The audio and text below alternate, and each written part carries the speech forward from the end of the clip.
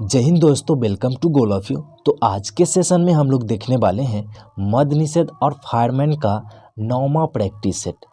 दोस्तों इससे पहले हम लोग 8 ऑलरेडी प्रैक्टिस सेट कर चुके हैं, जिसमें आपको पूरे 100 प्रश्न का प्रैक्टिस सेट कराया गया है।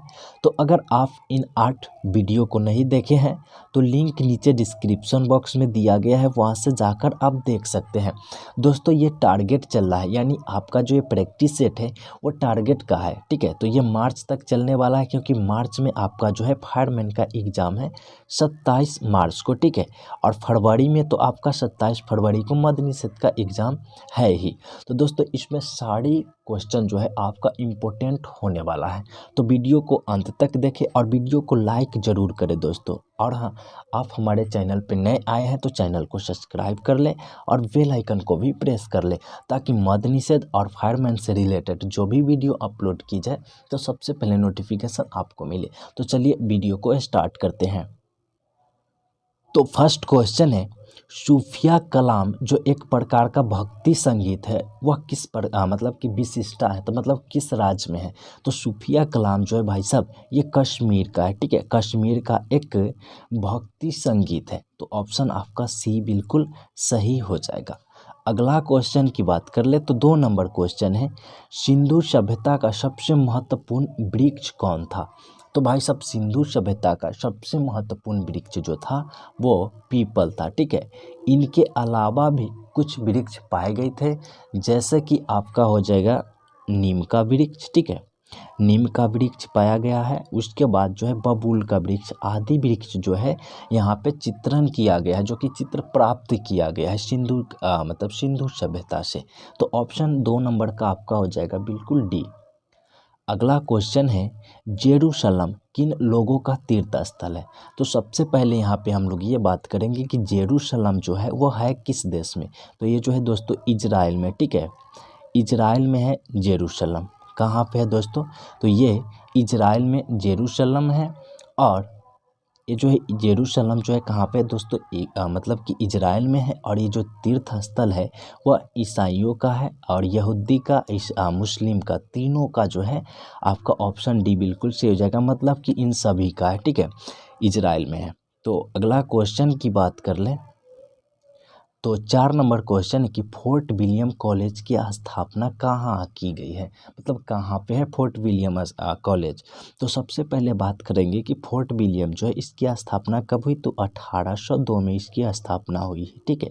और कहाँ पे हुई है, तो ये कोलकाता में हुई है। दोस्तों फोर्ट विलियम की नाम जो पड़ा था वह राजा तृतीय के, मतलब विलियम राजा तृतीय के नाम पर इसका जो है फोर्ट विलियम पड़ा था। और ये जब स्थापना हुआ मतलब 1802 में, तो इसका कोई ना कोई तो प्रथम अध्यक्ष होगा। तो इसका प्रथम अध्यक्ष जो था वह चार्ल्स आयर, ठीक है। चार्ल्स आयर मतलब कि फोर्ट विलियम कॉलेज के प्रथम अध्यक्ष थे, तो ध्यान रखिएगा दोस्तों। सब मतलब कि आपका एक एक क्वेश्चन इम्पोर्टेंट होने वाला है, जो कि आप इस प्रैक्टिस सेट में इम्पोर्टेंट क्वेश्चन को ही देखने वाले हैं, ठीक है। तो 5 नंबर क्वेश्चन की बात कर ले तो 5 नंबर है, पंजाबी भाषा किस लिपि में लिखी जाती है। तो भाई साहब पंजाबी भाषा जो है वह गुरुमुखी लिपि में लिखी जाती है, ठीक है। ऑप्शन आपका जो हो जाएगा बी बिल्कुल सही हो जाएगा। दोस्तों गुरुमुखी लिपि जो है ये किसने स्टार्ट किया था, सिख के दूसरे गुरु कौन थे, गुरु आनंद ने, ठीक है। तो गुरु आनंद ने स्टार्ट किया था। सिख के दूसरे गुरु थे कौन, गुरु आनंद के द्वारा जो है ये स्टार्ट किया गया था। गुरुमुखी लिपि के द्वारा जो है पंजाबी भाषा लिखी जाती है। तो ऑप्शन आपका बी बिल्कुल सही हो जाएगा। अब यहाँ पे आपका 6 और 7 में कह रहा है कि मतलब कि रॉन्ग दिया गया, ठीक है। तो इसका सही क्या हो जाएगा, ठीक है। तो रॉन्ग दिया है, उसका सही आपका क्या हो जाएगा, तो यहाँ पे आपका डिविशियस, ठीक है। तो आपका ये गलत हो जाएगा, यहाँ पे DEVI होना चाहिए, ठीक है। तो ऑप्शन आपका जो है गलत हो जाएगा डी। DEVI होना चाहिए, उसके बाद जो है आपका सी हो जाएगा। तो ऑप्शन डी बिल्कुल सी हो जाएगा।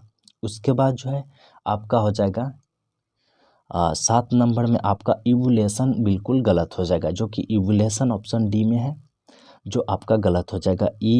इसका स्पेलिंग होता है कि EVALUATION, ATION होना चाहिए। बाकी यहाँ पे जो क्या है ई है, ए के स्थान पे ई है तो बिल्कुल गलत हो जाएगा, ठीक है। तो आपका जो हो जाएगा 7 का डी बिल्कुल सही हो जाएगा। अब यहाँ पे कहता है किताब महंगी है, इसका ट्रांसलेट करना है इंग्लिश में, ठीक है। तो किताब क्या है, महंगी है, तो इसका हो जाएगा द बुक इज कॉस्टली, ठीक है। तो ऑप्शन सी बिल्कुल सही हो जाएगा। अगला क्वेश्चन की बात कर ले तो 9 नंबर में कोई क्वेश्चन में कहता है यहाँ पे जो है आपका मिस्टेक जो आपका एरर जो है मतलब कि इस लाइन में आपका जो इस सेंटेंस जो दिया गया इसमें एरर कौन सा है। तो यहाँ पे देखिए सिस्टर्स दिया गया, ठीक है। सिस्टर्स एक प्लुरल हो गया, तो इसके साथ आपका वेयर आना चाहिए ना कि वाज आना चाहिए। तो वेयर जो है आपका यहाँ पे आना चाहिए, जो कि वाज लिखा गया है, तो आपका जो है गलत हो जाएगा, ऑप्शन बी। उसके बाद यहाँ पे आपका जो कह रहा है कि मतलब यहाँ पे आउट हैंड मतलब आउट ऑफ हैंड मतलब कि क्या, नियंत्रण से बाहर, ठीक है। आउट ऑफ हैंड मतलब कि क्या, नियंत्रण से बाहर, इसका क्या हो जाएगा तो मतलब टू बिकम अनकंट्रोलेबल, ठीक है। तो ऑप्शन आपका 2 बिल्कुल सही हो जाएगा। अगला क्वेश्चन की बात कर ले तो भाई साहब ये हिंदी से हिंदी तो है नहीं, मतलब कि अगला क्वेश्चन है कि भारतीय पंचांग का अंतिम मास जो होता है, मतलब मास मतलब महीने, ठीक है, तो कौन सा होता है। तो पंचांग का अंतिम महीना जो होता है वो फाल्गुन होता है, ठीक है। और प्रथम जो होता है वो चैत होता है। तो ऑप्शन आपका क्या हो जाएगा, सी बिल्कुल सही हो जाएगा। अगला क्वेश्चन की बात कर ले तो 12 नंबर क्वेश्चन है, विश्व में जंगली गधा एकमात्र पाया जाता है तो कहाँ पे। तो जंगली गधा जो है दोस्तों ये कच्छ के रण में पाया जाता है, ठीक है। और कच्छ के रण है कहाँ पे दोस्तों, तो ये गुजरात में, ठीक है। कच्छ के रण है कहाँ पे, गुजरात में। और ज़्यादातर मतलब सुंदरबन में क्या होता है, सुंदरबन में ज़्यादा बाघ पाया जाता है, ठीक है। बाघ कहाँ पाया जाता है, सुंदरबन में पाया जाता है। छोटा नागपुर जो है ये झारखंड राज्य में है, और लद्दाख तो जानते ही हैं, ठीक है। अगला क्वेश्चन की बात कर लें तो 13 नंबर क्वेश्चन है कि सूर्योदय का देश के नाम से कौन सा देश जाना जाता है। तो सूर्योदय का देश, भाई साहब सभी लोग इसका कमेंट करके बताएंगे आंसर क्या हो जाएगा, सूर्योदय का देश किस देश को जाना जाता है।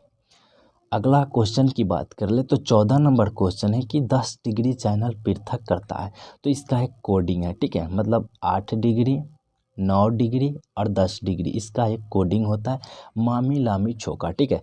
तो मामी से आपका हो जाएगा मालदीव से मिनी का है, तो आपका 8 डिग्री हो जाएगा। 9 डिग्री होता है लक्षद्वीप से मिनी का है, ठीक है। 9 डिग्री क्या होता है, लक्षद्वीप से मिनी का है। और 10 डिग्री जो होता है वो कार निकोबार से मतलब कार अंडमान से कार निकोबार, ठीक है। छोटा अंडमान से कार निकोबार, तो छोटा अंडमान से कार निकोबार होता है मामी लामी छोका। छोका मतलब क्या, छोटा अंडमान से कार निकोबार। तो ऑप्शन आपका ए बिल्कुल सही हो जाएगा, ठीक है। अगला क्वेश्चन की बात कर ले तो 15 नंबर क्वेश्चन है कि ब्रह्मपुत्र नदी तिब्बत में किस नाम से जानी जाती है। तो सबसे पहले हम यहाँ पे ये बात करेंगे कि तिब्बत है कहाँ पे। तो तिब्बत कहाँ पे है, तो ये चीन में है, ठीक है, चीन में है। और ये ब्रह्मपुत्र नदी को किस नाम से जाना जाता है चीन में, तो ब्रह्मपुत्र नदी को सांगपो नाम से जाना जाता है तिब्बत में, ठीक है। ब्रह्मपुत्र नदी का उद्गम कहाँ से होता है, तो मानसरोवर झील से होती है, ठीक है। मानसरोवर झील से ब्रह्मपुत्र नदी निकलती है, वहीं से सिंधु नदी भी निकलती है, और एक और नदी सतलज नदी भी मानसरोवर झील से ही निकलती है, ठीक है। पद्मा जो है ये गंगा नदी को कहा जाता है कहाँ पे, गंगा नदी को बांग्लादेश में पदवा के नाम से जाना जाता है। और ब्रह्मपुत्रा को किस नाम से जाना जाता है झारखंड में, तो यमुना के नाम से जाना जाता है, ठीक है, यमुना के नाम से जाना जाता है। और पद्मा और यमुना दोनों मिल के जो है, दोनों मिल के क्या करता है, दोनों मिलकर एक मेघना नदी का निर्माण करता है, मेघना धारा का निर्माण करता है, ठीक है। तो आपका हो जाएगा, सॉरी यहाँ पे जमुना होना चाहिए, मतलब कि ब्रह्मपुत्र नदी को क्या कहा जाता है बांग्लादेश में जमुना नदी कहा जाता है, जो कि मैंने यमुना बोल दिया तो गलत हो जाएगा, जमुना नदी के नाम से जाना जाता है, ठीक है। अगला क्वेश्चन की बात कर ले तो ब्रज हिंदी किस उपभाषा के अंतर्गत आता है। तो ब्रज जो हिंदी आता है वो पश्चिमी हिंदी के अंतर्गत आता है, ठीक है। तो ऑप्शन आपका सी बिल्कुल सही हो जाएगा। अगला 17 नंबर क्वेश्चन है कि सूर सागर का रचयिता कौन है। सूर सागर जो है रचयिता मतलब सूरसागर एक पुस्तक जिसकी रचयिता कौन है, तो इसका सूरदास आंसर बिल्कुल सही हो जाएगा, जो कि ऑप्शन डी है। अगला क्वेश्चन है उर्वशी किसका काव्य है, तो ये इम्पोर्टेंट होने वाला है, ठीक है।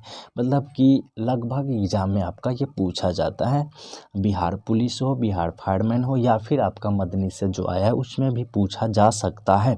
उर्वशी जो है किसका है, तो ये दिनकर जी की रचना है, ठीक है। उर्वशी किनका है, तो दिनकर जी आपका बिल्कुल सही हो जाएगा। अब अगला क्वेश्चन है कि मैंने विद्याल जाना है, इस वाक्य में अशुद्ध अंश कौन सा है। तो भाई साहब यहाँ तो सिंपल सी बात है, यहाँ पे जो है बिल्कुल दिखाई पड़ रहा है कि मैंने के जगह मुझे होना चाहिए। क्या भाई, मुझे होना चाहिए, जो कि बिल्कुल सही हो जाना चाहिए कि मतलब मुझे विद्यालय जाना है। तो ऑप्शन आपका हो जाएगा ए, बिल्कुल सही हो जाएगा। अगला क्वेश्चन है जिसका प्रयोग सदैव बहुवचन में होता है, नारी का होगा, नहीं होगा, ठीक है। लता का, गाय का, ये सब बहुवचन में नहीं होता है। तो ऑप्शन दर्शन आपका जो है हमेशा जो है दर्शन बहुवचन में प्रयोग किया जाता है। तो ऑप्शन आपका ए बिल्कुल सही हो जाएगा। अगला क्वेश्चन की बात कर ले तो 21 नंबर क्वेश्चन है निम्न में कौन सा पदार्थ प्रतिचुंबकीय पदार्थ है। तो प्रतिचुंबकीय पदार्थ के अंतर्गत जो आता है वो एल्युमिनियम, ऑप्शन के अकॉर्डिंग आपका ए बिल्कुल सही हो जाएगा। 22 नंबर क्वेश्चन की बात कर ले तो 22 नंबर क्वेश्चन है कि यदि अल्फा बीटा गामा क्रमशः रैखिक क्षेत्रीय एवं आयतन प्रसार गुणांक है तो उसका मान जो आपका हो जाएगा बीटा बाई अल्फ़ा बराबर आपका क्या हो जाएगा 2/3, ठीक है। ऑप्शन आपका जो है 2 बिल्कुल सही हो जाएगा। अगला क्वेश्चन की बात कर लें तो अगला क्वेश्चन है कि किसी पदार्थ का वाष्पीकरण की गुप्त ऊष्मा हमेशा क्या होती है। गुप्त ऊष्मा जो है हमेशा क्या होती है, उसकी गलनांक की गुप्त ऊष्मा से अधिक होती है, ठीक है। तो ऑप्शन आपका जो है ए बिल्कुल सही हो जाएगा। अगला क्वेश्चन की बात कर लें तो 24 नंबर क्वेश्चन है पृथ्वी की विषुवतीय एवं ध्रुवीय क्षेत्र में असमान मौर्ज ऊष्मा प्राप्त होती है तो इसके कारण उत्पन्न होने वाली संवहन धारा जो कहलाती है वह क्या कहलाती है। संवहन धारा जो कहलाती है वह व्यापारिक वायु कहलाती है, ठीक है। व्यापारिक वायु कहलाती है, जो कि आपका ऑप्शन सी बिल्कुल सही हो जाएगा। अगला क्वेश्चन है 25 नंबर क्वेश्चन है मतलब वह युक्ति जो विद्युत धारा चुंबकीय क्षेत्र पर निर्भर नहीं करती है। मतलब वो कौन सा है जो विद्युत धारा चुंबकीय क्षेत्र पर निर्भर नहीं करती है। जनित्र आपका बिल्कुल जो है ये करती है, उसके बाद धारा मापी भी करती है, विद्युत मोटर भी करती है। तो बच गया ऑप्शन डी जो कि तापीय पुंज, बिल्कुल सही हो जाएगा, ठीक है। 26 नंबर क्वेश्चन की बात कर ले तो 26 में कहता है गति के दौरान किसी कार के टायर में वायु जो होता है वायु दाब गति के दौरान ये क्या होता है बढ़ जाता है। क्या होता है टायरों में वायु जो दाब होता है वो क्या होता है बढ़ जाता है। ऑप्शन आपका ए बिल्कुल सही हो जाएगा। अगला क्वेश्चन है 27 नंबर क्वेश्चन है निम्न में कौन सी गति सरल आवर्त गति नहीं है। मतलब सरल आवर्त गति जो है वो नहीं है, ठीक है। तो सूर्य के चारों ओर ग्रह की गति जो है सरल गति नहीं है। तो ऑप्शन आपका सी बिल्कुल सही हो जाएगा। अगला क्वेश्चन की बात कर ले तो 28 नंबर क्वेश्चन है 28 नंबर क्वेश्चन है पृथ्वी की सतह पर किसी लोलक का आवर्त 4 सेकेंड का चंद्रमा की सतह पर इसका आवर्त काल जो हो जाएगा क्या हो जाएगा। चंद्रमा की सतह पर क्या हो जाएगी भाई साहब, तो ये आपका 10 सेकेंड हो जाएगा, ठीक है। 10 सेकेंड बिल्कुल सही हो जाएगा, ठीक है। अगला क्वेश्चन की बात कर ले तो 29 नंबर मतलब 29 नंबर क्वेश्चन है अनुनाद पर प्रणोदित दोलन का आयाम जो होता है वो अधिकतम होता है। क्या होता है, अधिकतम होता है। ऑप्शन आपका बी बिल्कुल सही हो जाएगा। अगला क्वेश्चन की बात कर ले तो 30 नंबर क्वेश्चन है अनुप्रस्थ तरंग में माध्यम के कण जो होते हैं वो लंबवत दिशा के संचरण की दिशा में कंपन करते हैं। तो ऑप्शन आपका ए बिल्कुल सही हो जाएगा। अगला क्वेश्चन की बात कर लें तो 31 नंबर क्वेश्चन है 31 नंबर क्वेश्चन है कि सिंधु सभ्यता की मुहरे पर बने स्वास्तिक के चिन्ह में कितने देवता की उपासना का अनुमान लगाया गया है। किस देवता की, तो ये सूर्य देवता। किस देवता की उपासना का अनुमान लगाया गया है, तो सूर्य देवता का, ठीक है। तो ऑप्शन आपका डी बिल्कुल सही हो जाएगा। अब 32 नंबर क्वेश्चन की बात कर ले तो 32 नंबर क्वेश्चन है, निम्न में चोल वंश का प्रमुख केंद्र कौन सा था। तो चोल वंश का प्रमुख केंद्र जो था वो तंजौर था। ठीक है, ऑप्शन आपका बी बिल्कुल सही हो जाएगा। अगला प्रश्न की बात कर ले तो 33 नंबर क्वेश्चन है, निम्नलिखित में से किस स्थान पर सिकंदर की मृत्यु हुई थी।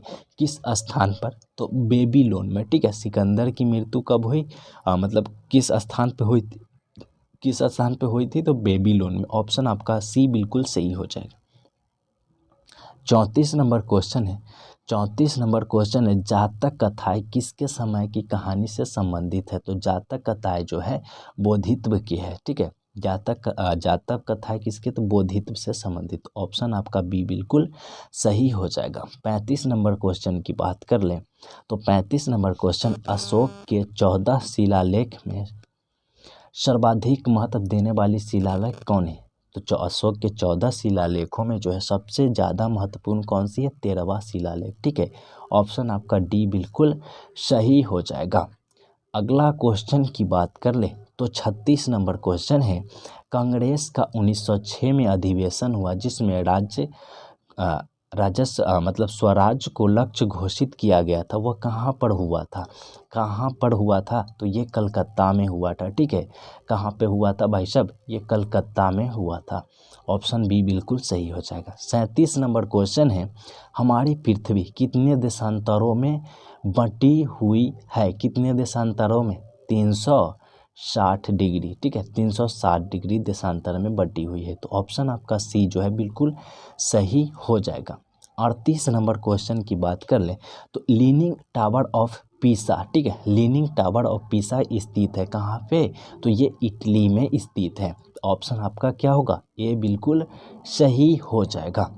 39 नंबर क्वेश्चन की बात कर ले तो 39 नंबर क्वेश्चन है, संचार उपग्रह किस वायुमंडलीय स्तर में स्थित है। संचार उपग्रह जो है वो आयनमंडल में स्थित है। ठीक है, आयनमंडल आपका ऑप्शन बी बिल्कुल सही हो जाएगा। अगला प्रश्न की बात कर ले तो 40 नंबर प्रश्न है, नेफ्रोमीटर निम्न में से किसका मापक किया जाता है। मतलब नेफ्रोमीटर से किसका मापक किया जाता है, तो बादलों की दिशा एवं गति। ठीक है, बादलों की दिशा एवं गति जो है नेफ्रोमीटर से मापी जाती है। ऑप्शन आपका बी बिल्कुल सही हो जाएगा। अगला प्रश्न की बात कर ले तो 41 नंबर क्वेश्चन है कि गेहूं की खेती निम्न में से किस मिट्टी से जो है संबंधित है। तो ये चरनोज में मिट्टी से। ठीक है, तो आपका ऑप्शन ए बिल्कुल सही हो जाएगा। ठीक है, चरनोज में मिट्टी से। ऑप्शन क्या होगा, ए बिल्कुल सही हो जाएगा। अगला 42 नंबर क्वेश्चन है, दोस्तों वीडियो अच्छा लग रहा है तो लाइक कर दीजिए और चैनल को सब्सक्राइब जरूर कीजिए और दोस्तों के साथ वीडियो ज़रूर शेयर कीजिए। भाई साहब 42 नंबर क्वेश्चन आपका क्या हो जाएगा, धरातल के जिस स्थान पर सर्वप्रथम भूकंप का अनुभव किया जाता है उनमें निम्न में से क्या कहते हैं। निम्न में से हम लोग उसे क्या कहते हैं दोस्तों, भूकंपीय अभिकेंद्र कहते हैं। ठीक है, मतलब अधिकेंद्र कहते हैं। ऑप्शन आपका क्या होगा, सी बिल्कुल सही हो जाएगा। अगला 43 नंबर क्वेश्चन है, दमन राजधानी है। दमन जो है किसकी राजधानी है, दमन जो है वो दादरा एवं नगर हवेली की राजधानी। ठीक है, ऑप्शन आपका क्या हो जाएगा, बी बिल्कुल सही हो जाएगा। अगला 44 नंबर क्वेश्चन है, जोको विडोडो निम्न में से किस देश के राष्ट्रपति लगातार दूसरी बार निर्वाचित हुए हैं। ठीक है, तो ये इंडोनेशिया के हुए हैं। तो ऑप्शन आपका डी बिल्कुल सही हो जाएगा।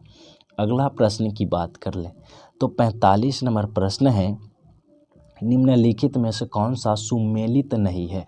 निम्न में से कौन सा जो है वो सुमेलित नहीं है। तो ऑप्शन आपका क्या हो जाएगा, कथक जो है कर्नाटक। ठीक है, तो ऑप्शन आपका ए बिल्कुल सही हो जाएगा। ऑप्शन क्या हो जाएगा, ए बिल्कुल सही हो जाएगा। ठीक है, अगला प्रश्न की बात कर ले तो निम्नलिखित में से कौन सा सुमेलित नहीं है। ठीक है, तो ये कथक आपका हो जाएगा कर्नाटक, यानी ये सुमेलित नहीं। कथक जो है वो उत्तर भारत का एक क्या है, नृत्य, मतलब शास्त्रीय नृत्य है। ठीक है, तो ऑप्शन आपका हो जाएगा ए बिल्कुल सही। 46 नंबर क्वेश्चन की बात कर ले तो 46 नंबर क्वेश्चन है, राष्ट्रीय ध्वज को आधिकारिक रूप से कब अपनाया गया था, मतलब कब मान्यता मिली थी? तो ये 22 जुलाई, ठीक है, 22 जुलाई 1947 को। ध्यान रखिएगा 22 जुलाई 1947 को, जो कि ऑप्शन आपका डी बिल्कुल सही हो जाएगा। अगला क्वेश्चन की बात कर ले तो 47 नंबर क्वेश्चन है, किसी व्यक्ति की नज़रबंदी वैध है या अवैध, यह निर्णय करने के लिए न्यायालय को कौन सी रीट जारी करना पड़ता है? कौन सी रीट जारी करना पड़ता है? बंदी प्रत्यक्षीकरण, ठीक है, बंदी प्रत्यक्षीकरण। ऑप्शन आपका ए बिल्कुल सही हो जाएगा। 18 नंबर क्वेश्चन है, अभी तक राष्ट्रीय आपातकाल कितनी बार घोषित की गई है? 48 नंबर जो है वो कितनी बार घोषित की गई है? तो ये 3 बार की गई है। ऑप्शन आपका सी बिल्कुल सही हो जाएगा।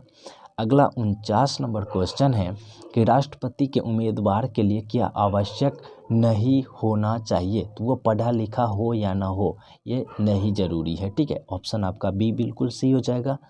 50 नंबर क्वेश्चन है कि टीवी सीरियल के प्रसिद्ध हास्य अभिनेता वोलोदिमीर जेलेंस्की किस देश के राष्ट्रपति निर्वाचित हुए हैं? किस देश के? तो यूक्रेन के, ठीक है। ऑप्शन आपका सी बिल्कुल सही हो जाएगा। 51 नंबर क्वेश्चन है, लोकसभा के इतिहास में औपचारिक रूप से प्रयुक्त पहला अविश्वास प्रस्ताव जिसके विचार के लिए स्वीकार किया गया उसके द्वारा प्रस्तुत किया, मतलब किसके द्वारा जो है ये प्रस्तुत किया गया था? किसके द्वारा प्रस्तुत? जेवी कृपलानी के द्वारा प्रस्तुत किया गया था। अगला 52 नंबर क्वेश्चन है, वित्त आयोग के नियुक्ति कौन करता है? वित्त आयोग की नियुक्ति जो है कौन करता है? ये भारत के राष्ट्रपति करते हैं, ठीक है। वित्त आयोग की नियुक्ति कौन करते हैं? भारत के राष्ट्रपति। 53 नंबर क्वेश्चन है, आइंस्टीन को नोबेल पुरस्कार निम्न में से किस कार्य के लिए मिला था? तो आइंस्टीन का जो नोबेल पुरस्कार मिला था वो प्रकाश विद्युत प्रभाव के कारण, ठीक है। ऑप्शन ए बिल्कुल सही हो जाएगा। अगला है, एक लकड़ी झूल रही है, मतलब सॉरी एक लड़की झूला झूल रही है, उसके पास एक अन्य लड़की आकर बैठ जाती है, तो झूले का आवर्तकाल जो होता है क्या होता है? आवर्तकाल क्या होता है? उसके अपवर्तित रहेगी, मतलब क्या? ऑप्शन आपका डी हो जाएगा, ठीक है। अगला 55 नंबर क्वेश्चन की बात कर ले तो कार्नेलाइट किसका अयस्क है? तो ये मैग्नीशियम का है, ठीक है। कार्नेलाइट जो है मैग्नीशियम का अयस्क है। अगला क्वेश्चन है, निम्नलिखित में से कार्बन की मात्रा का सही अवरोही क्रम चुनिए। कार्बन की मात्रा का सही अवरोही क्रम क्या होता है? पहले क्या हो जाएगा? ढलवा लोहा, पिटवा लोहा और मृदु लोहा, ठीक है। तो ऑप्शन आपका ए बिल्कुल सही हो जाएगा। अगला क्वेश्चन की बात कर लें तो अगला क्वेश्चन है, प्राकृतिक रबर को अधिक मजबूत और प्रत्यास्थ बनाने के लिए उनमें निम्नलिखित में से क्या मिलाया जाता है? तो ये सल्फर मिलाया जाता है, ठीक है। सल्फर, ऑप्शन ए बिल्कुल सही हो जाएगा। अगला है 58 नंबर क्वेश्चन है कि हैलोजनों में सबसे अभिक्रियाशील है। हैलोजनों में सबसे अभिक्रियाशील जो होता है वो फ्लोरीन होता है, ठीक है। ऑप्शन आपका ए बिल्कुल सही हो जाएगा। अगला क्वेश्चन की बात कर ले तो निम्नलिखित में से किस विटामिन को हार्मोन माना जाता है? तो ये डी को माना जाता है, ठीक है। ऑप्शन डी बिल्कुल सही हो जाएगा। 60 नंबर क्वेश्चन है, निम्नलिखित में से किन पहाड़ियों पर उष्मा कटिबंधीय सदाबहार वन पाए जाते हैं? उष्मा कटिबंधीय सदाबहार जो है वो नीलगिरी पहाड़ी पर पाई जाती है। तो ऑप्शन आपका ए बिल्कुल सही हो जाएगी, ठीक है। 61 नंबर क्वेश्चन है, सिंधु गंगा के मैदान की नई जलोढ़ मिट्टी को किस नाम से जानी जाती है? मतलब सिंधु गंगा के मैदान के नई जलोढ़ मिट्टी को हम लोग क्या कहते हैं? खादर कहते हैं, ठीक है। और बांगर पुराना हो जाता है उसे कहते हैं बांगर, ठीक है। तो ऑप्शन आपका ए बिल्कुल सही हो जाएगा। अगला क्वेश्चन है, एंटीबॉडीज का निर्माण होता है। एंटीबॉडीज का निर्माण जो होता है भाई साहब यह लिस्मोसाइट से होता है, ठीक है। लिम्फोसाइट से होता है। तो ऑप्शन आपका ए बिल्कुल सही हो जाएगा। अगला 63 नंबर क्वेश्चन है, दृष्टि पटल पर जो चित्र बनता है, दृष्टि पटल पर यानी रेटिना पर जो चित्र बनता है वो हमेशा क्या होता है? छोटा होता है वस्तु से और उल्टा होता है, ठीक है। तो ऑप्शन आपका सी बिल्कुल सही हो जाएगा। 64 नंबर क्वेश्चन है कि आधार संबंधित याचिकाओं की सुनवाई के लिए कितने जजों की संविधान पीठ बनाई जाती, कितने जजों की संविधान, तो ये 5 जज की। ठीक है, ऑप्शन आपका ए बिल्कुल सही होगा। ठीक है, अगला है बाघ परियोजना कब आरंभ हुआ था, तो ये 1973 में। ठीक है, बाघ परियोजना हुआ 1973 में हुआ था। ठीक है, ऑप्शन ए बिल्कुल सही हो जाएगा। अगला 66 नंबर क्वेश्चन है।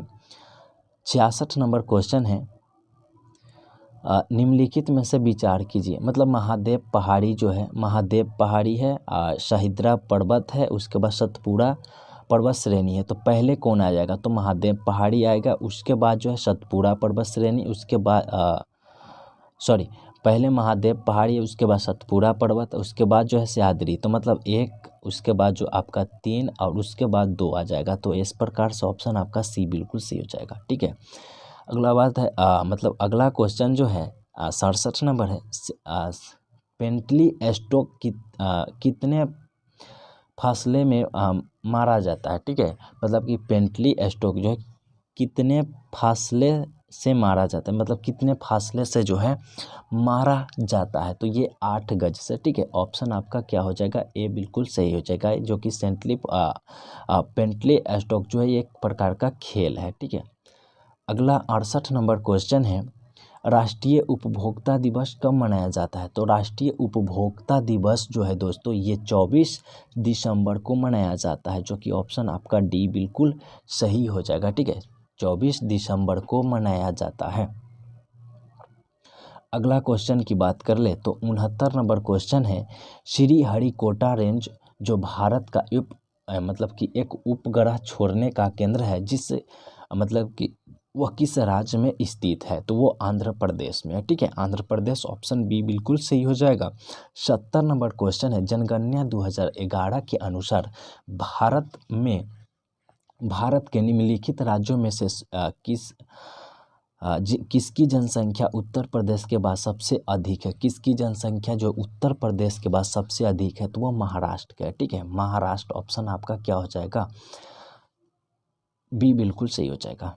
अगला 71 नंबर क्वेश्चन है, भारत भारती के लेखक कौन है, भारत भारती के लेखक जो है वो मैथिली शरण गुप्त है, भारत भारती के लेखक मैथिली शरण गुप्त बिल्कुल सही हो जाएगा। 72 नंबर क्वेश्चन है, निम्नलिखित नेताओं में से किसने लीग ऑफ नेल्सन की गठन में प्रमुख भूमिका निभाई है, तो ये वुडरो विल्सन। ठीक है, वुडरो विल्सन, ऑप्शन आपका बी बिल्कुल सही हो जाएगा। 73 नंबर क्वेश्चन है कि निम्नलिखित में से युद्ध संबंधित नृत्य कौन सा है, कौन सा है, मतलब युद्ध संबंधित नृत्य है, तो ये जो है मयूरभंज या छठ। ठीक है, मयूरभंज का छठ, ऑप्शन आपका क्या हो जाएगा, सी बिल्कुल सही हो जाएगा। 74 नंबर क्वेश्चन की बात कर ले तो सुविख्यात ठुमरी गायिका जो मतलब गिरजा देवी का संबंध जो है वह किससे है, गिरजा देवी का संबंध जो है वह किससे है, तो ये बनारस घराना से। ठीक है, बनारस घराना से, ऑप्शन ए बिल्कुल सही हो जाएगा। 75 नंबर क्वेश्चन की बात कर ले तो विश्व बैंक द्वारा दिए जाने वाला ऋण की अवधि सामान्यता होती है वो 5 से 20 वर्ष। ठीक है, 5 से 20 वर्ष, ऑप्शन आपका सी बिल्कुल सही हो जाएगा। 76 नंबर क्वेश्चन की बात कर ले तो राम वृक्ष बेनीपुरी ने अधिकांश साहित्य रचना कहाँ की थी, तो ये जेल की सलाखों के पीछे। ठीक है, ऑप्शन आपका ए बिल्कुल सही हो जाएगा। अगला है, जुम्मन शेख के पिता का क्या नाम था, जुम्मन शेख के पिता का नाम क्या था, तो ये जुमराती शेख। ठीक है, जुमराती शेख जो है ऑप्शन आपका ए बिल्कुल से सी बिल्कुल सही हो जाएगा। 78 नंबर क्वेश्चन है, प्रेमचंद्र पूर्व के किस नाम से कहानी लिखा करते थे, प्रेमचंद्र पूर्व में किस नाम से कहानी लिखा करते थे, दोस्तों नबाय राय। ठीक है, नवाब राय, ऑप्शन आपका हो जाएगा ए बिल्कुल नवाब राय के।